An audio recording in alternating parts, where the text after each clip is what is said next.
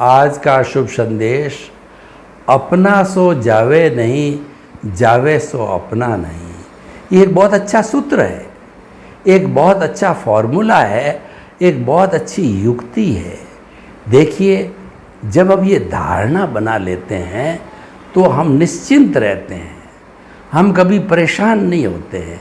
और ये लॉजिकली भी सही है कि जो चीज़ अपनी होती है, अपने भोग में लिखी हुई होती है, वह वस्तु हमारे साथ में उतने समय तक बनी रहेगी।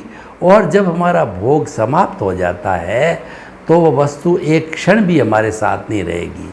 उदाहरण के तौर पर, जिस मकान में हम रह रहे हैं वो हमने भोग लिया, परिवार ने भोग लिया 10 साल, फिर उस वस्तु का दूसरे के भोग में जाना है तो इस तरीके के सर्कमस्टांसेस, परिस्थितियाँ बनेगी कि आप उसको बेचना चाहेंगे और एक निश्चित समय के बाद में जिसके भोग में जाना है वो तुरंत वह खरीद लेगा और आप उसको बेच दोगे। जो देखिए अपना था जब तो अपने पास रहा, गया नहीं, और जब वो पराया हो गया एक क्षण भी रुका नहीं।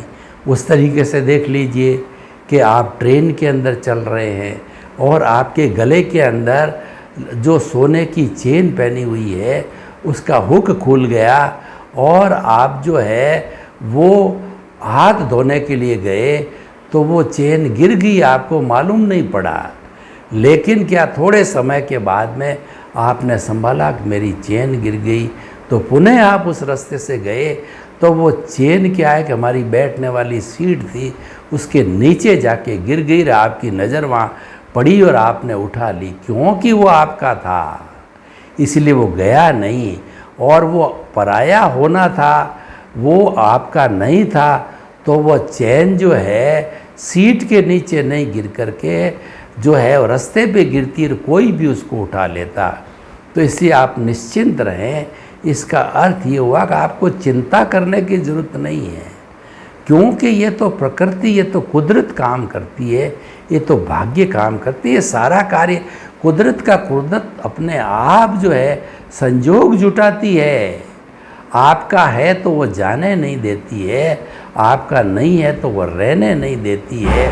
तो इसीलिए हमेशा ये सिद्धांत मानकर चलने में हम निश्चिंत रहते हैं, बेफिक्र रहते हैं, हम टेंशन फ्री हो रहते हैं।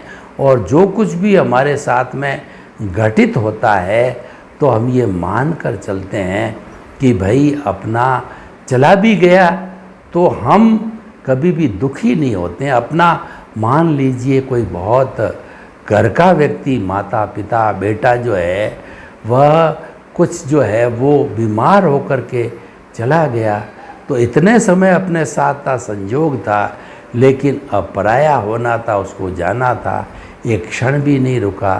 तो जब पराया होना होता है तब एक क्षण भी नहीं रुकता, अपना होता है हमेशा अपने साथ बना रहता है।